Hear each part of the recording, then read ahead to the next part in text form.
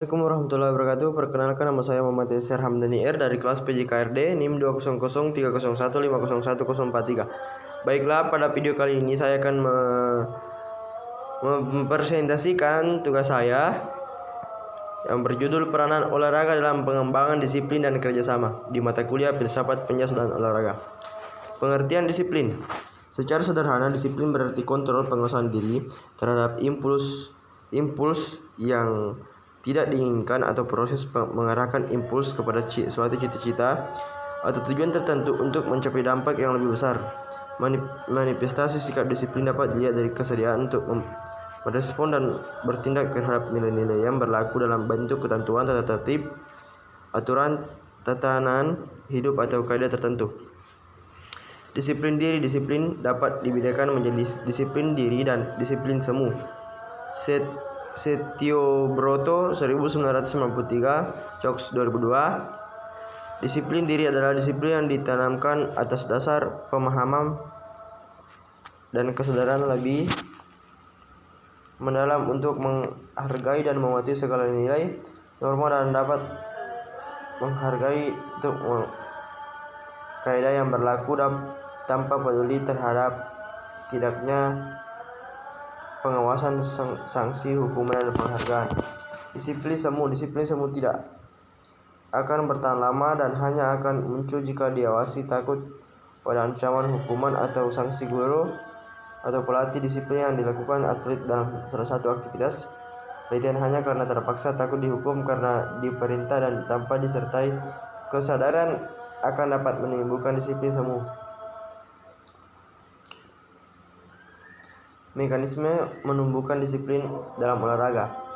Penanaman disiplin pada dasarnya merupakan suatu upaya untuk menanamkan kepatuhan yang disadarkan atas pemahaman dan kesadaran rasa tanggung jawab, kesanggupan menguasai diri, dan lebih mengutamakan kepentingan orang lain.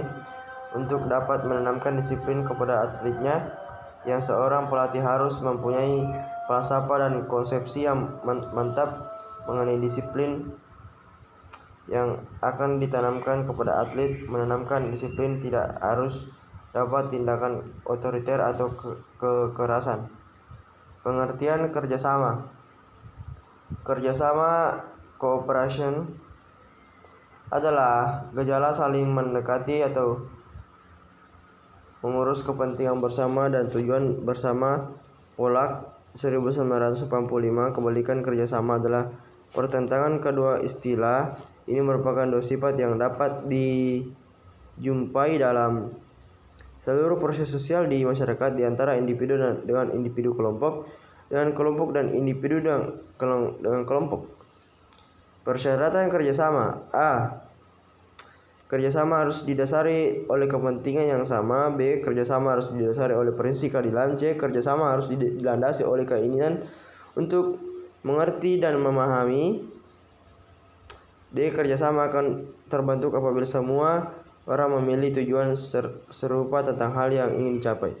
E. Kerjasama akan lebih mudah terjadi. F. Kerjasama akan terbangun jika dilandasi oleh prinsip saling melayani. J. Kerjasama merupakan perwujudan tanggung jawab dari tiap orang yang terlibat dalam kelompok. A. Penghargaan memainkan peranan penting dalam proses kerjasama. I. Kerjasama harus dilandasi oleh kompromi. Jenis kerjasama dapat ditinjau dari beberapa aspek, antara lain: A. Kerjasama ditinjau dari status pelaku kerjasama, dibedakan menjadi 1. Kerjasama setara dan tidak setara.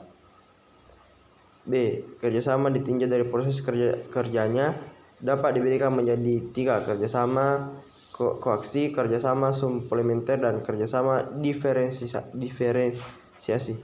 Itulah tadi pemaparan dari tugas saya. Wabillahi taufiq wal hidayah. Wassalamualaikum warahmatullahi wabarakatuh. Salam olahraga.